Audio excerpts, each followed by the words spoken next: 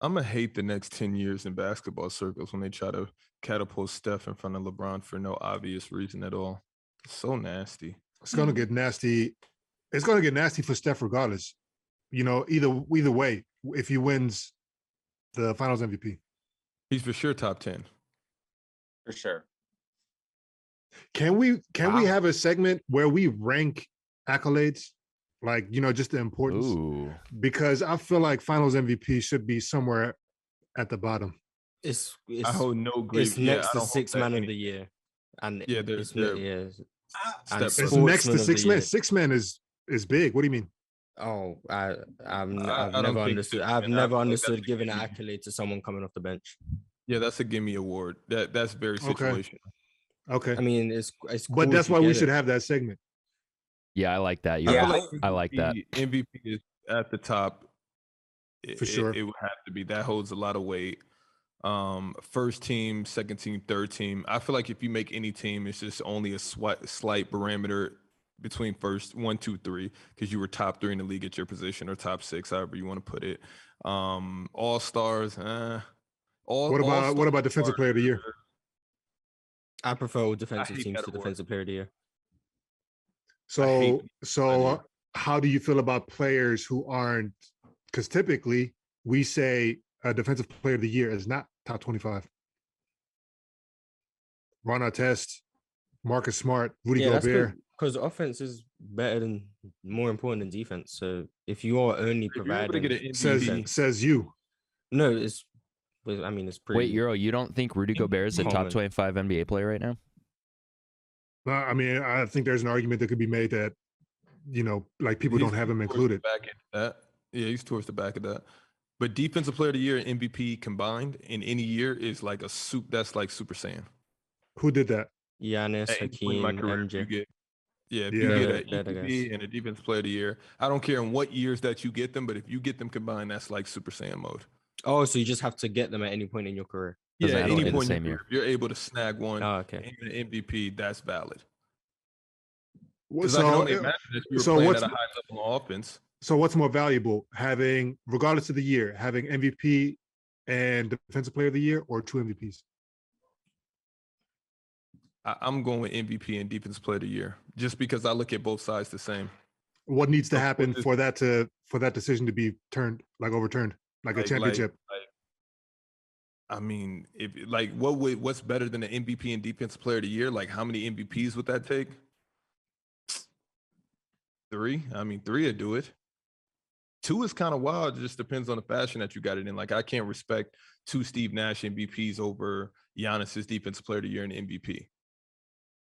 What about Giannis and then Steph's unanimous MVP mixed with his other MVP? Unanimous is different. I like that. I like that a lot. Like, if you're at that elite level, like a Steph, I feel like that's just a one-off. Like Steph, MJ, I feel like Shaq should have got, of course, more MVPs. Definitely. Jordan, for sure. LeBron, for sure. Yeah, all those guys. So let me ask you this, because now everybody's like, yeah, this award means nothing because it's fresh. But 20 years from now, that'll mean something. And I hate it. I'm talking about the conference finals MVP. Yep. How do you feel about that?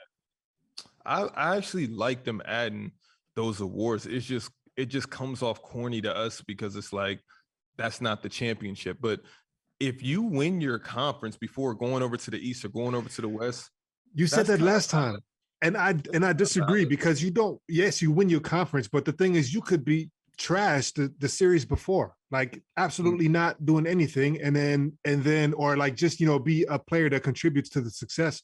But then in the finals, in the conference finals, you go off, and now you're the conference finals MVP, and it's like.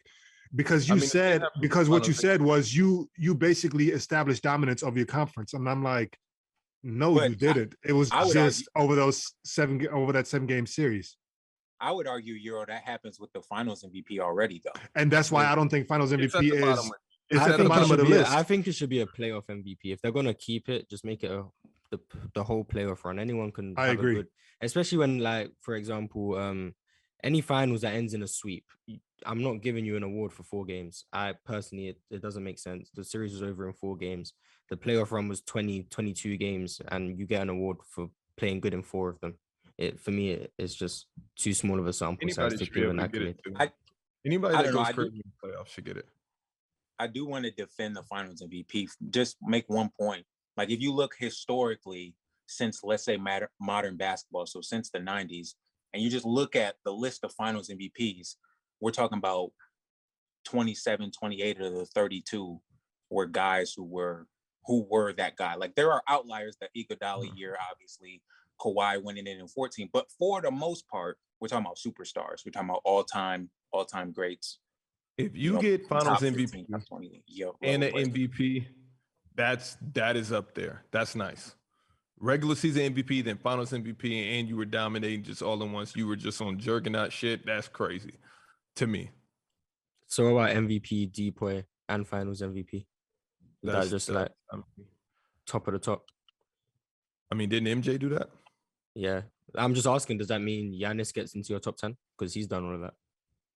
I feel like Giannis, just because it's so early, I feel like he'll be there. Like, I don't even know if he has to win another championship. He just has to just put up ungodly numbers, and he deserves to be in the top 10.